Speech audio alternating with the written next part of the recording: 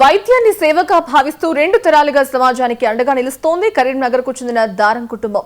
క్షయ నివారణలో విశిష్ట సేవలందించి రాష్ట్రపతి చేతుల మీదుగా వయోశ్రేష్ఠ పురస్కారం అందుకున్న డాక్టర్ నాగభూషణం గారి ఆశయాలను ఆయన కుమారుడు డాక్టర్ రఘురామన్ కొనసాగిస్తున్నారు.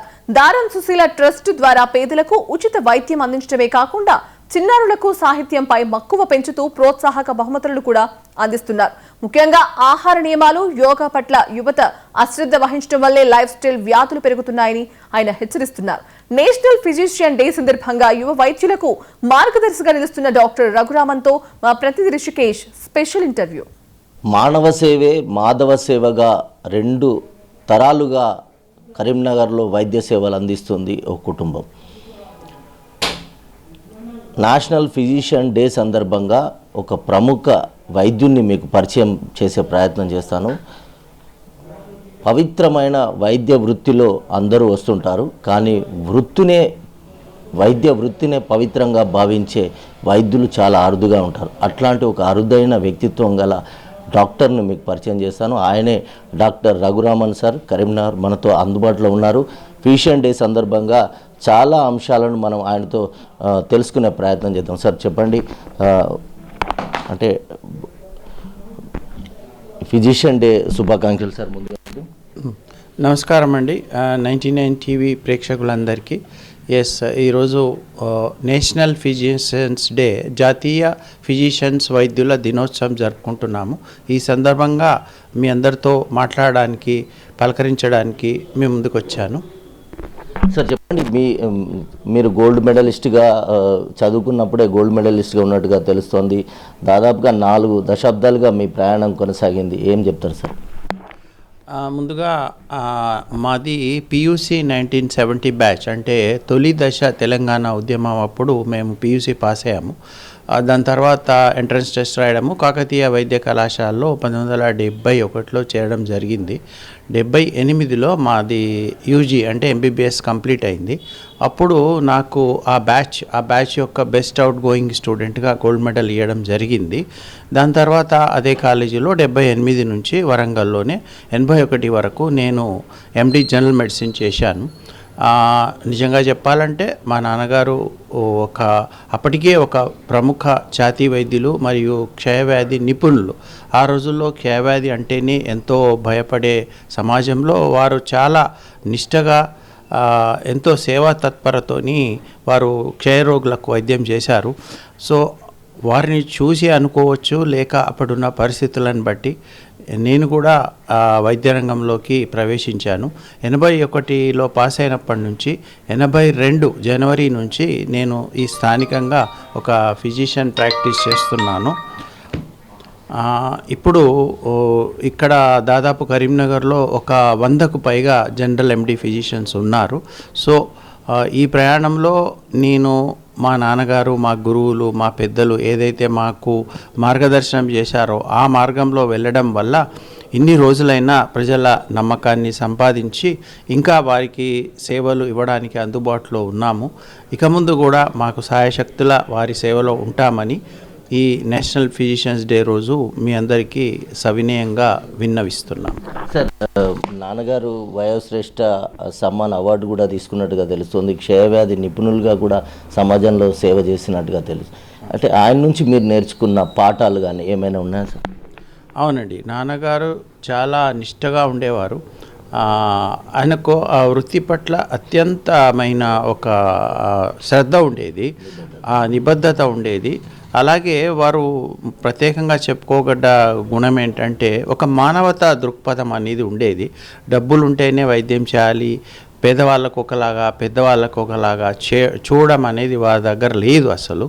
సో వారు 92 సంవత్సరాల వరకు జీవించారు. 90 ఏండ్ల వయసు అప్పుడు భారత ప్రభుత్వము వయోశ్రేష్ఠ సన్మాన్ అని అవార్డు ఇంట్రడ్యూస్ చేశారు. అందులో 90 ఏళ్లకు పైబడ్డవారు మరియు సెల్ఫ్ డిపెండెంట్, అంటే ఎవరి మీద ఆధారపడకుండా తన పని తాను చేసుకుంటూ సమాజం కోసం ఏమైనా చేసే వాళ్ళ కేటగిరీలో నాన్నగారిని అఖిల భారత లెవెల్లో సెలెక్ట్ చేసి ప్రణబ్ ముఖర్జీ రాష్ట్రపతి గారి చేతుల మీదుగా అప్పుడు అవార్డు తీసుకున్నారు.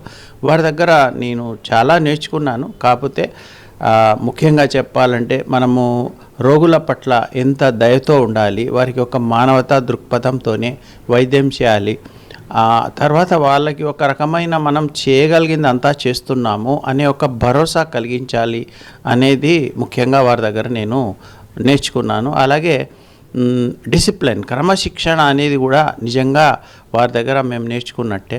ఎందుకంటే వారు ఇది నేర్చుకో, ఇది ఇలా చేయు అని చెప్పేవారు కాదు. ఎందుకంటే వారి జీవితమే ఒక క్రమశిక్షణ గల జీవితము.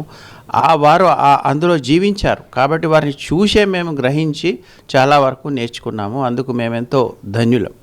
సార్, ఇంకొక విషయం చెప్పండి.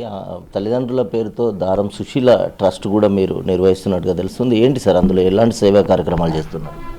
అవునండి, చాలా కాలం క్రితమే దారం సుశీల మెమోరియల్ ట్రస్ట్ అని మేము ఒకటి ట్రస్ట్ రిజిస్టర్ చేశాము.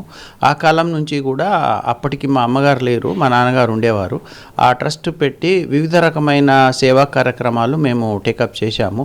ఉదాహరణకి మీకు చాలామంది యంగర్ జనరేషన్కు తెలీదు, ఆ రోజుల్లో ఎవరైనా అతిథులు ఎండాకాలంలో ఇంటికి వస్తే అప్పుడు ఈ పెప్సీలు, కోక్లు లేవు.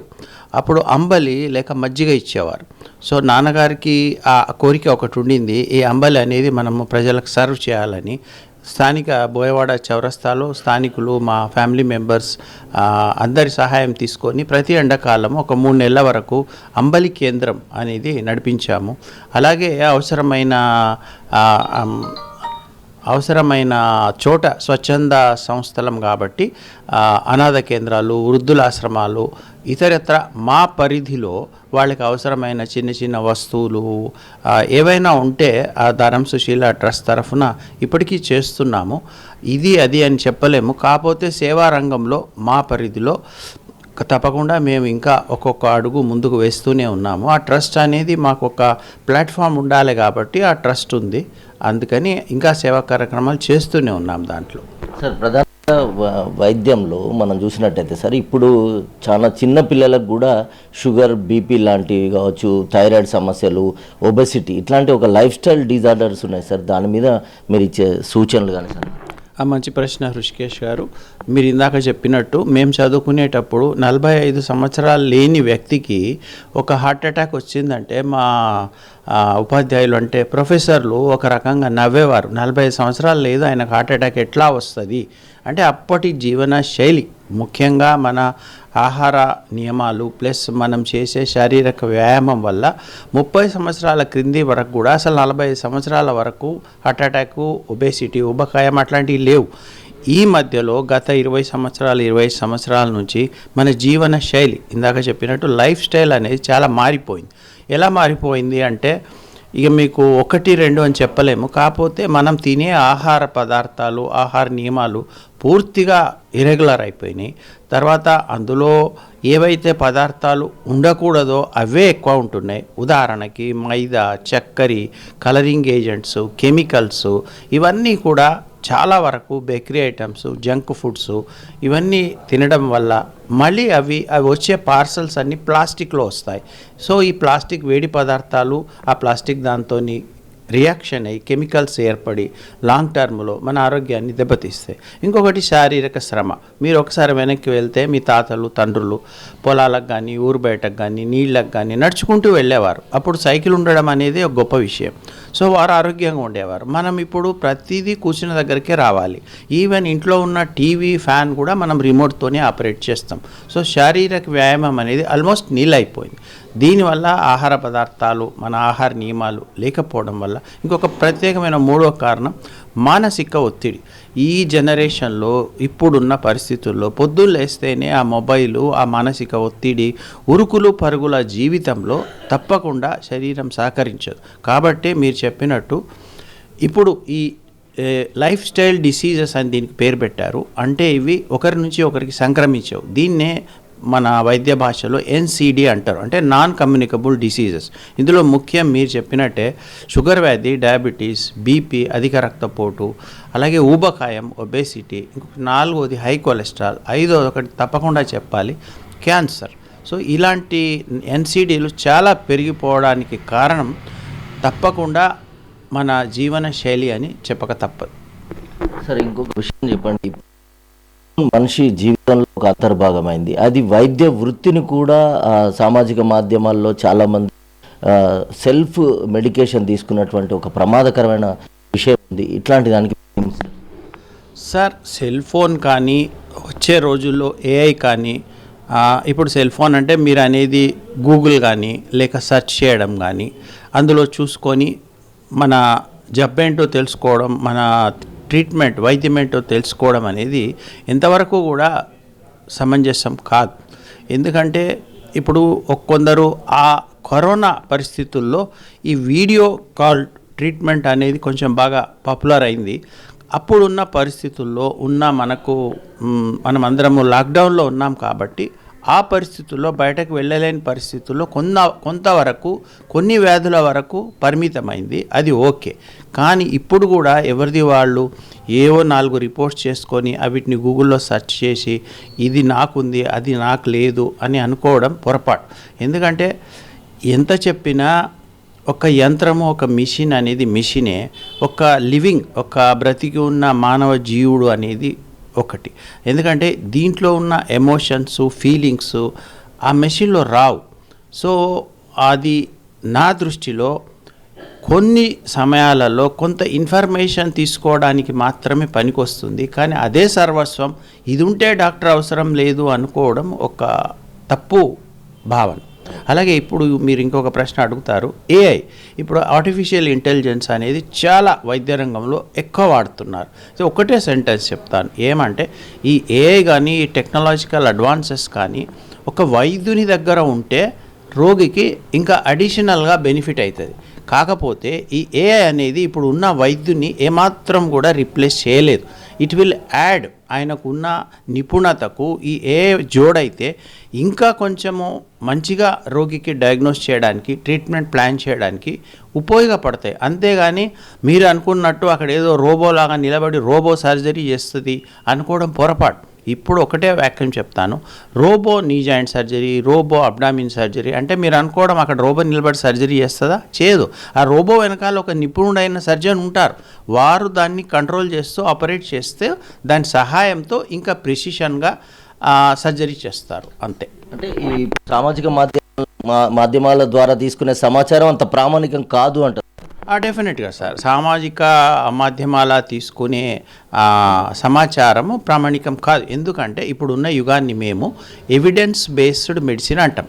అంటే నిరూపణ, నిర్ధారణ అయిన తర్వాతనే ఈ విధమైన వైద్యం చేయాలి, ఈ విధమైన జబ్బును నిర్ధారణ చేయాలనేది మాకు కొన్ని గైడ్ లైన్స్ ఉంటాయి.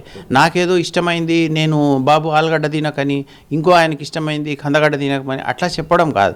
మేము ఒక వైద్యము వారికి సలహా ఇస్తున్నామంటే దానికి కొంత ప్రామాణికత ఉంటుంది, శాస్త్రీయత ఉంటుంది. అది లేకుండా ఇప్పుడు మీకు తెలుసు, ఇట్ ఈస్ ఓపెన్ ప్లాట్ఫామ్, ఎవరికి ఇష్టం వచ్చింది కంటెంట్ వాళ్ళు యూట్యూబ్లో కానీ ఎందులో కానీ పెట్టొచ్చు. అది నమ్మితే మీరే నష్టపోతారు. అది ఎంతవరకు తీసుకోవాలో అంతవరకే తీసుకోవాలి, అంతేగాని ఎవరు చేసే పని వారు చేస్తేనే బాగుంటుందని నా ఫీలింగ్. యువ వైద్యులు ఇప్పుడు సాంకేతికత కూడా పెరుగుతుంది సార్, కమర్షియల్ అయినటువంటి ప్రపంచం కూడా నడుస్తూ ఉంది. ఈ నేపథ్యంలో యువ వైద్యులకు మీరు ఇచ్చే సూచన ఏంటి? మీరు అన్నట్టు ప్రభుత్వ ప్రణాళికలు కానివ్వండి, ఇప్పుడు ఉన్న అవసరాల దృష్ట్యా నిజంగా చూస్తే మొన్ననే చూశాను, తెలంగాణలో 1,00,000 పాపులేషన్కి 150 MBBS సీట్స్ ఉన్నాయని. ఇది దేశ యావరేజ్కి కూడా చాలా ఎక్కువ. సో ఎంతవరకు ఇన్ని మెడికల్ కాలేజ్ పెట్టడము, ఇన్ని MBBS సీట్లు పెంచడము అది సమర్థనీయమో కాదో తెలియదు. కాకపోతే ఇప్పుడున్న అవకాశాలను తీసుకొని చాలామంది యువ వైద్యులు పోస్ట్ గ్రాడ్యుయేషన్, అండర్ గ్రాడ్యుయేషన్ ఇంకా వస్తూ ఉన్నారు. సో వారందరికీ నేను చెప్పేది ఒకటే, మీరు ఆ ప్రతి స్టేజ్లో అండర్ గ్రాడ్యుయేషన్లో ఏం సబ్జెక్ట్స్ ఉన్నాయి దాని మీద శ్రద్ధ పెట్టండి. చాలామంది యువ వైద్యులు ఏం చేస్తుంటారు, MBBS చదువుతూనే ఫైనల్ ఇయర్లో హౌస్ సర్జన్లో నేను పీజీకి ప్రిపేర్ కావాలి అనే ఒక ధోరణి వచ్చేస్తుంది.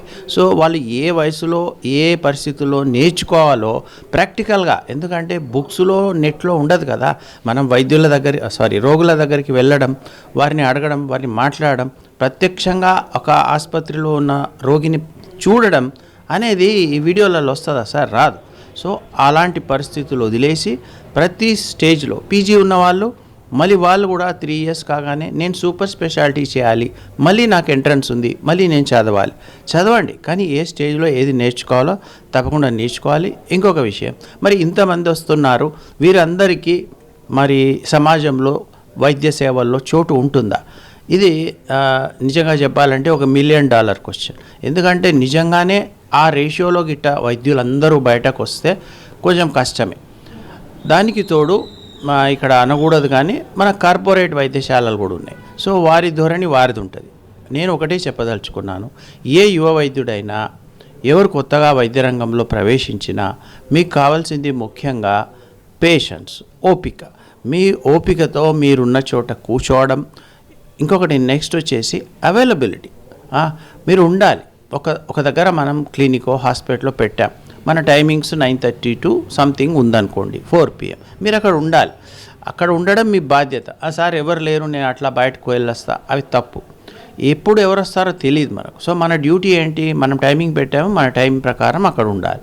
సో పేషెన్స్ ఒకటి, అవైలబిలిటీ ఒకటి. ఇంకొకటి, మీరు ఈ ఇందాక మీరు అడిగిన ప్రశ్న, ఈ టెక్నాలజీని వాడుకోవాలా? ఎస్, వాడుకోండి.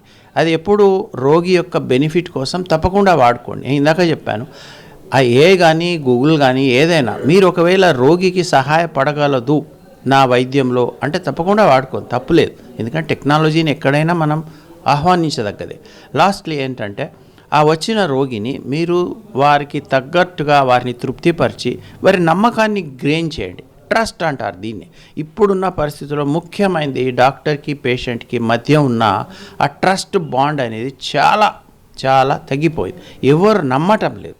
సో ఆ నమ్మకాన్ని పెంచుకొని మీరు ఇక ఓపికగా ఉంటే ఎవరి ప్రాక్టీస్ కానీ ఎవరి వైద్య రంగంలో వాళ్ళ నిపుణత కానీ తప్పకుండా ప్రూవ్ అవుతుంది. అందరికీ వైద్య రంగంలో చోటు ఉంది, లేదని కాదు. సో ఇది నా పర్సనల్ ఒపీనియన్. ఇప్పుడు యాంత్రిక జీవనంలో పడి ఇప్పటికే స్ట్రెస్ను తట్టుకోలేక ఉమ్మడి కుటుంబాలకు దూరం అయిపోయి ఉన్నటువంటి వాళ్ళకు కావచ్చు, ఇప్పుడు ఈ లైఫ్ స్టైల్ డిజార్డర్ బారిన పడకుండా మీరు ఇచ్చే అనుభవపూర్వకమైన ఒక సలహా. ఎస్. సో ఇందాక నేను చెప్పాము, మనము యాంత్రిక జీవనము లైఫ్ స్టైలు ఒత్తిడికి బాగా గురవుతున్నారు. సో మరి ఇప్పుడు మీరే చూస్తున్నారు, మనము మొన్ననే 21 డిసెంబర్ నాడు ఇంటర్నేషనల్ మెడిటేషన్ డే చేసుకున్నాం. అలాగే మనము జూన్లో ఇంటర్నేషనల్ యోగా డే చేస్తాం. సో ఈ యోగా ప్లస్ మెడిటేషన్ అనేటి తరతరాలుగా మనకు మన పూర్వీకులు అందించిన ఒత్తిడికి దూరంగా ఉండే మార్గాలే కదా. సో కంపల్సరీ మరీ అంత ఒత్తిడికి లోను కాకపోవడము, ప్లస్ నెక్స్ట్ వచ్చేసి సరి అయిన శారీరక వ్యాయామం తప్పకుండా చేయాలి. అది వాకింగ్ కావచ్చు, స్విమ్మింగ్ కావచ్చు, లేదు మీకు వచ్చిన షటిల్ ఆడండి, క్రికెట్ ఆడండి, ఏదైనా ఆడండి. చదువుకునేటప్పుడు చదువుకుంటాము, పని చేసేటప్పుడు పని చేస్తాము. మరి శరీరానికి కావాల్సిన సరి అయిన వ్యాయామం తప్పకుండా చేయాలి. తర్వాత ఇంకొకటి మనం ఇందాక డిస్కస్ చేసాము, ఆహార నియమాలు.